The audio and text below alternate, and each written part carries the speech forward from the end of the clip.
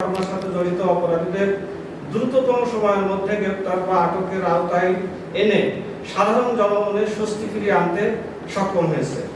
মাদকের বিরুদ্ধে zero tolerance নীতিকে সামনে রেখে মাদক নির্মূলের র্যাব মাদক বিরোধী অভিযান অব্যাহত রেখেছে।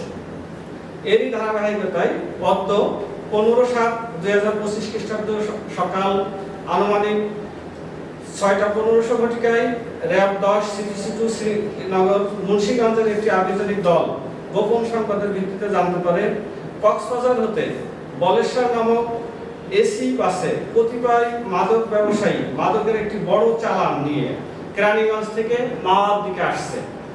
সংবাদটি প্রাপ্ত হয়ে উক্ত আভিযানিক দল ঢাকা জেলার দক্ষিণ কেরানীগঞ্জ থানার ধলেশ্বরী টোল প্লাজার ঢাকা মহাসড়কের উপর বাসটি থামিয়ে অভিযান পরিচালনা করে আনুমানিক 1,11,21,000 টাকা মূল্যমানের 37,070টি ইয়াবা সহ 4 জন মাদক ব্যবসায়ীকে গ্রেপ্তার করে।